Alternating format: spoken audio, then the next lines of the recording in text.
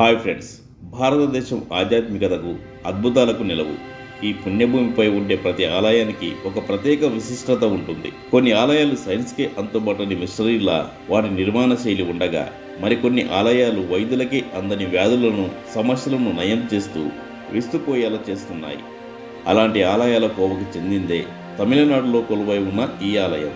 ప్రస్తుతం చిన్న పెద్ద అనే తేడా లేకుండా అందరూ డయాబెటీస్తో బాధపడుతున్నారు. అలాంటి దీర్ఘకాలిక వ్యాధి కేవలం ఈ ఆలయ దర్శనంతోనే మాయమైపోతుందట. అందుకోసం నిత్యం వేలాది మంది భక్తులు ఈ ఆలయ దర్శనానికి వస్తున్నారు.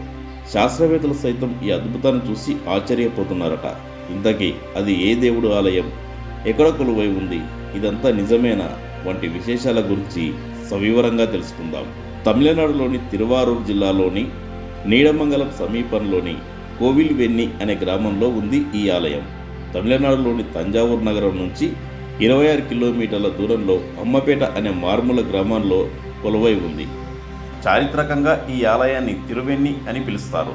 ఈ ఆలయంలో లింగ రూపంలో ఉండే శివుడు వెన్ని కరుంబేశ్వరర్గా, పార్వతీదేవి సౌందరనాయకిగా పూజలు అందుకుంటున్నారు. ఇది స్వయంభూ దేవాలయం. ఈ శివుడు చూడడానికి చెరుకు కట్టలతో కప్పబడి ఉన్నట్టు కనిపిస్తాడు. ఒకప్పుడు ఈ ప్రదేశం చెరకు అంటే కరుంబు, వెన్ని అంటే నందివర్ధనం చెట్లతో కప్పబడి ఉండేదని చెబుతారు.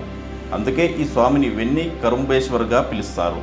మధుమేహం ఎలా నయమవుతుందంటే, ఇక్కడ శివుడు మధుమేహాన్ని తగ్గిస్తాడని లేదా నయం చేస్తాడని భక్తుల ప్రగాఢ నమ్మకం. అందుకోసం భక్తులు ఈ స్వామికి గోధుమ రవ్వ, చక్కెరతో చేసిన ప్రసాదాన్ని నైవేద్యంగా సమర్పిస్తారు. ఆ తర్వాత ఆ ప్రసాదాన్ని చీమలు తినేలా కొద్దిగా పెడతారు. అక్కడ చీమలు కనుక ఆ ప్రసాదాన్ని స్వీకరిస్తే తమ వ్యాధి తగ్గుముఖ పడుతుందని భక్తుల ప్రగాఢ విశ్వాసం. భారతదేశంలో మధుమేహాన్ని నయం చేసే ఏకైక ఆలయం తమిళనాడులోని అమ్మపెట్టి లేదా అమ్మపేట గ్రామంలో ఉంది. ఈ ఆలయం కొలువై ఉన్న శివలింగం దాదాపు 5000 ఏళ్ల నాటి పురాతనమైనది. దీనిని కృష్ణుడే స్వయంగా ప్రతిష్ఠించాడని నమ్ముతారు. అందుకే ఈ ఆలయంలో అంతటి మహిమాన్వితమైన శక్తి ఉందని ప్రజలు నమ్ముతారు. ఇది నిజమేనా అంటే, ఈ ఆలయానికి కేవలం భారతదేశం నుంచే గాక విదేశాల నుండి కూడా భక్తులు ఇక్కడికి వచ్చి స్వామివారిని దర్శించుకుని మధుమేహం వ్యాధి నయం చేసుకున్నారని కథలుగా చెబుతుంటారు.